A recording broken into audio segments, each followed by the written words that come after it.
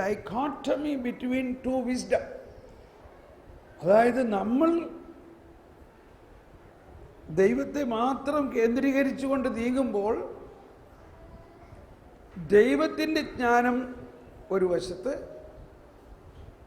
എന്നാൽ അഥവാ ദൈവത്തിൻ്റെ ജ്ഞാനം എന്ന് പറയുന്നത് the wisdom of the knowledge about the creator, സൃഷ്ടാവിനെ കുറിച്ചുള്ള ജ്ഞാനം, സൃഷ്ടാവിനെ കുറിച്ചുള്ള ജ്ഞാനം. മറ്റൊന്ന് സൃഷ്ടിയെക്കുറിച്ചുള്ള ജ്ഞാനം.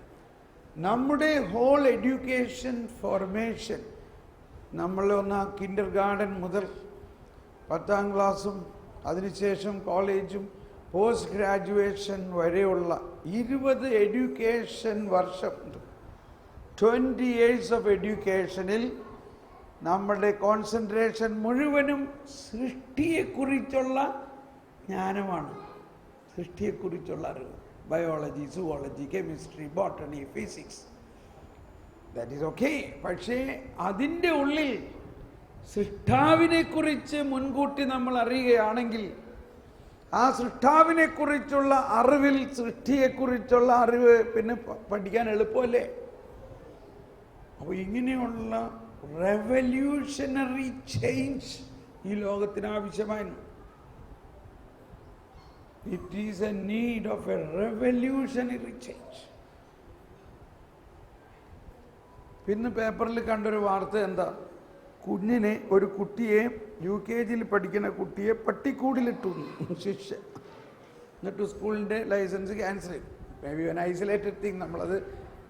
പക്ഷെ എന്നാലും നമ്മൾ മനസ്സിലാക്കേണ്ടത് ഒരു ചിന്തയുടെ ഒരു വശം നോക്കും. ഒരു സ്കൂൾ അധ്യാപകൻ്റെ, ഒരു പ്രിൻസിപ്പളിൻ്റെ, ഒരു teacher, how dare they could do such a punishment, ഇല്ലേ? അതാണ് ആ പണിഷ്മെൻറ്റിന് ഫോക്കസ് ചെയ്തിട്ടുള്ള ഒരു പഠനം. മാത്രമല്ല അവിടെ നമ്മളൊരു കോമ്പറ്റിറ്റീവ് ആറ്റിറ്റ്യൂഡിലാണ് നമ്മൾ പഠിക്കുന്നത്. ഇപ്പോൾ നമ്മളൊക്കെ കുഞ്ഞായിരുന്നപ്പോൾ ഒരു യൂണിവേഴ്സിറ്റി അല്ലെങ്കിൽ നമ്മളൊരു യൂത്ത് ഫെസ്റ്റിവൽ എന്ന് പറഞ്ഞാൽ അന്നൊക്കെ അനൗൺസ് ചെയ്തിരുന്നത് നെക്സ്റ്റ് പാർട്ടിസിപ്പൻറ്റ് എന്നാണ് അനൗൺസ് ചെയ്യണം, ഇല്ലേ? Next participant. ഇന്ന് എന്താ അനൗൺസ് ചെയ്യണത്? ഇന്ന് അനൗൺസ് ചെയ്യണത് നെക്സ്റ്റ് കോമ്പറ്റീറ്റർ എന്ന് അനൗൺസ് ചെയ്യണം. Next competitor. നമ്മൾ ഒരു കോമ്പറ്റീഷൻ മാർക്കറ്റിലാണ്. കുഞ്ഞുനാൾ മുതലേ, 1ാം ക്ലാസ് മുതലേ അവനൊരു കോമ്പറ്റീഷനിലാണ്. നല്ല കാര്യം. പക്ഷെ അവിടെ ഉണ്ടാവുന്ന വേറൊരു ദൂഷ്യം, ഈ 30 കുട്ടികളുണ്ടെങ്കിൽ ഒരു ക്ലാസ്സിൽ ആ 29 പേരെയും അടിച്ചമർത്തിയിട്ട് ഞാൻ ഒന്നാമനാകണം. അതാണ് കോമ്പറ്റീഷൻ എന്ന് പറഞ്ഞാൽ.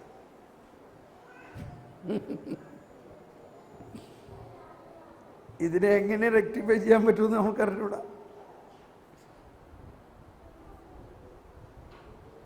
പാർട്ടിസിപ്പേഷൻ എന്ന് പറഞ്ഞാൽ there is another way. അത് ടോട്ടലി ഡിഫറെൻ്റ് ആണ്. അതുകൊണ്ടാണ് ഈശോ പറഞ്ഞത് 99 ആളുകളെയും അവിടെ മാറ്റി വെച്ചിട്ട് ആ ഒരു, അപ്പോൾ കണ്ടോ ആ കർത്താവിന് കോമ്പറ്റീഷനാണോ അവിടെ? 99 നല്ല ആടുകളെയും മാറ്റി പറ്റിയിട്ട് ഈ നഷ്ടപ്പെട്ട ഒരാടിന് ഞാൻ ഫസ്റ്റ് പ്രൈസ് കൊടുക്കും.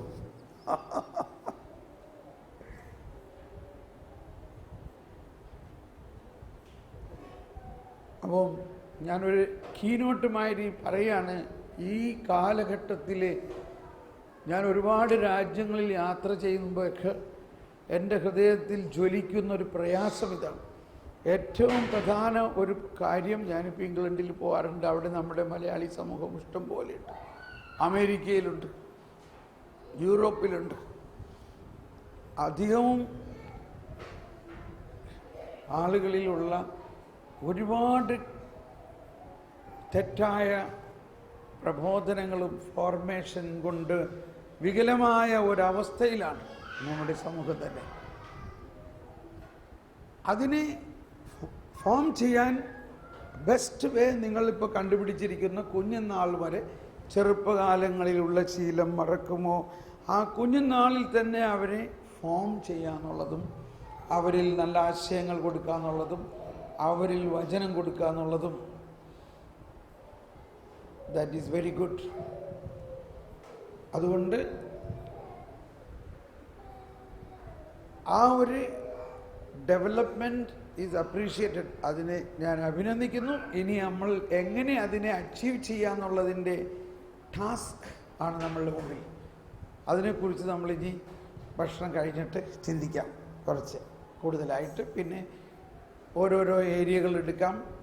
നാളെ നമുക്ക് വിശദമായിട്ട് വീണ്ടും പഠിക്കാം. അതോടൊപ്പം മറുവശത്ത് ദാമ്പത്യ ജീവിതത്തിൽ ഭാര്യയും ഭർത്താവും, അമ്മയും അപ്പനും, അപ്പൂപ്പൻ അമ്മുമ്മ എന്നുള്ള ആ ഒരു സ്റ്റൈലിൽ വരുമ്പോൾ നമ്മളിൽ എന്ത് ഡെവലപ്മെൻറ്റുകൾ ഉണ്ടാകണം, അതും മറ്റൊരു വശം നമ്മൾ ചിന്തിക്കണം. അപ്പോൾ ഇതെല്ലാം നമുക്ക് വിഷയമാക്കാം. നമുക്ക് കണ്ണടച്ചൊന്ന് പ്രാർത്ഥിക്കാം. എന്നിട്ട് ഈ സെഷൻ ഇവിടെ കൺക്ലൂഡ് ചെയ്തിട്ട് നമ്മൾ ഭക്ഷണത്തിന് പോയി അരമണിക്കൂറിനകത്ത് തിരിച്ചു വരുന്നു. ഓ പരിശുദ്ധാത്മാവേ, ഇപ്പോൾ ഞങ്ങൾ നന്ദി പറയുന്നു.